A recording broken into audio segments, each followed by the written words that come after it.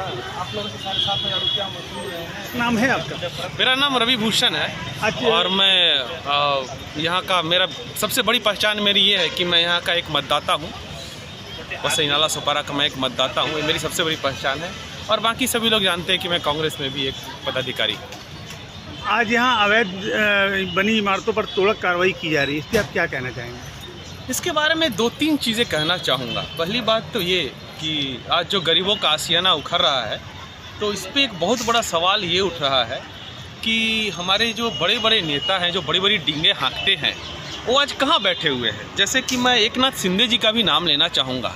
मैंने एक वीडियो देखा, उसमें एकनाथ शिंदे जी बोल रहे हैं कि उनके पॉकेट में 2 पेन रहता है और धराधर जनता के कल्याण का कार्य करते हैं। तो एकनाथ शिंदे जी से सवाल करना चाहूँगा कि एकनाथ शिंदे साहब, क्या हो गया? आपके दोनों पेन में स्याही है कि नहीं है?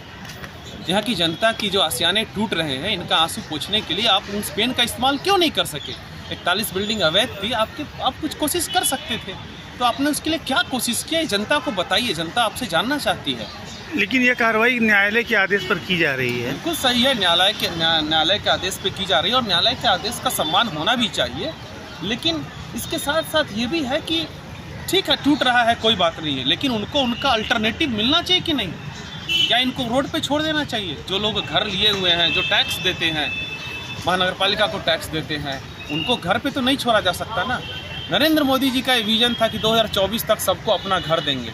अरे साहब, जिसको घर मिला हुआ उसको आप लोग तोड़े जा रहे हैं, तब क्या घर देंगे? आप बोलते टीवी में बड़ी बड़ी बातें और ग्राउंड पे दिखते हो तो कुछ दिखता नहीं।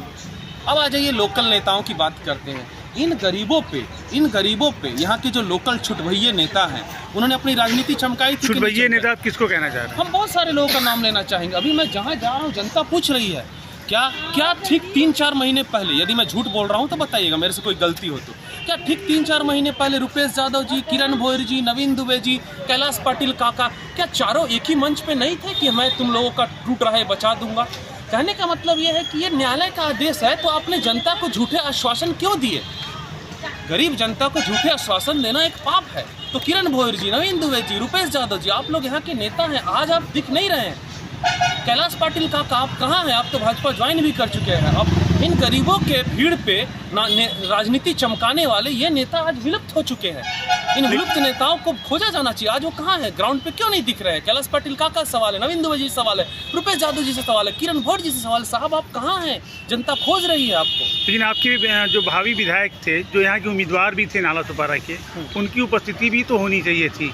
बिल्कुल होनी चाहिए थी। उनको मैं रिप्रेजेंट कर रहा हूँ, मैं कांग्रेस पार्टी की तरफ से हूँ और मैं चाहूँगा कि आगे आके आपने इनके इस बिल्डिंगों को बचाने के लिए कुछ पहल किया क्या? नहीं, देखिए, ये न्यायालय का आदेश है, आप न्यायालय का आदेश को ठुकरा नहीं सकते हो, मगर उसके लिए वैकल्पिक व्यवस्था कौन करेगा? वही करेगा ना जो ट्रिपल इंजन की सरकार चला रहा है। केंद्र में मोदी, महाराष्ट्र में मोदी, अब तो वसई में भी मोदी। तो आप डबल इंजन की सरकार की आप मांग करते हैं, हमने आपको ट्रिपल इंजन की सरकार दे दी। तो आप एक यहाँ की जनता की इतना बड़ा एकड़ जमीन है, सच बताइए, क्या इसका ऐसा उपाय नहीं हो सकता कि महाड़ा जैसा आप एक बड़ी बिल्डिंग बनाएं और जिन विस्थापितों का आप जमीन छीन रहे हो उनको भी घर दे दो और बाद में आपको बिल्डिंग ही बनाना है, इस पर बिल्डिंग बनाइए। STP का तो आप काम करने वाले हो नहीं, इस पर हम लोग को भी मालूम है, सबको मालूम है। लेकिन ये सरकारी जमीन तो है नहीं कि ये गवर्नमेंट दे सकती है, ये तो किसी की निजी प्रॉपर्टी है। निजी प्रॉपर्टी किसी की गवर्नमेंट दूसरे को कैसे दे सकता है? निजी प्रॉपर्टी है, गवर्नमेंट कैसे दे सकता है? ये सारे उपाय जो है, देखिए, नगर विकास मंत्रालय पे कुंडली मार के कौन बैठा हुआ है एक जमाने से? आदरणीय श्री एकनाथ शिंदे जी बैठे हुए हैं। उनको जरूर ऐसा कोई प्रयास करना चाहिए था कि क्या किया जा सकता है। ऐसा बात नहीं है कि कुछ भी प्रयास नहीं कर। अच्छा, सच बताइए, 51 बिल्डिंगें में विरार में हितेंद्र ठाकुर जी के नाक के ठीक नीचे 51 बिल्डिंगें का मामला सेटलमेंट हुआ कि नहीं? मैं बताना चाहता हूँ। उस 51 बिल्डिंग में क्या था? नकली स्टैम्प पेपर, नकली स्टैम्प, MMRDA का नकली स्टैम्प, VVCMC का नकली स्टैम्प था ना, सिडको का नकली स्टैम्प पकड़ा गया ना 51 बिल्डिंगों का। लेकिन उसको किया गया ना उपाय। कहने का मतलब ये है, ठीक है, न्यायालय ने जो किया है, न्यायालय का आदेश का मैं भी सम्मान करता हूँ।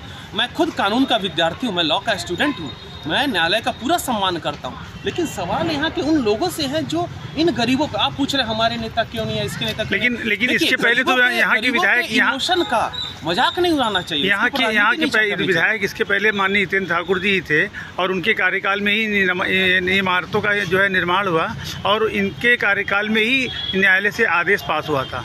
उस समय इन्होंने क्यों नहीं किया कुछ? बिल्कुल, बहुत बड़ा सवाल हितेंद्र ठाकुर जी से सवाल पूछा जाना चाहिए। आज भी बहुजन विकास अघाड़ी को, ठीक है ये तीनों सीट हार चुके हैं, लेकिन फिर भी वसई और नाला सोपारा में बहुजन विकास अघाड़ी को 2 लाख से ज़्यादा वोट मिले हैं। तो हितेंद्र ठाकुर साहब से सीधा सवाल जनता पूछ रही है कि साहब हमारे साथ जो अन्याय हुआ, देखिए गरीब लोग क्या है अपनी रोजी रोटी काट के एक घर लेते हैं भाई, आज उनको वो जो विस्थापित हो रहे हैं उसके लिए प्रयास कौन करेगा? हमारे जैसा आदमी तो नहीं कर सकता है, हम लोग तो छोटे लोग हैं। इसका प्रयास तो वही करेंगे ना जिनका केंद्र में सरकार है, राज्य में सरकार है और वसई में भी। आप मांग क्या करना चाहते हैं? हम चाह रहे हैं कि जो गरीबों के साथ जो अन्याय हुआ है, उनके साथ जो धोखाधड़ी हुई है, तो उनको न्याय दीजिए। एटलीस्ट आप उनके घर से छत छीना जा रहा है तो आप उसके लिए कुछ अल्टरनेट उपाय कर दीजिए। इसके लिए दोषी किसको समझते हैं आप? इसके लिए डेफिनेटली जब शुरू में जब अनदेखी की गई तो पूरा प्रशासन दोषी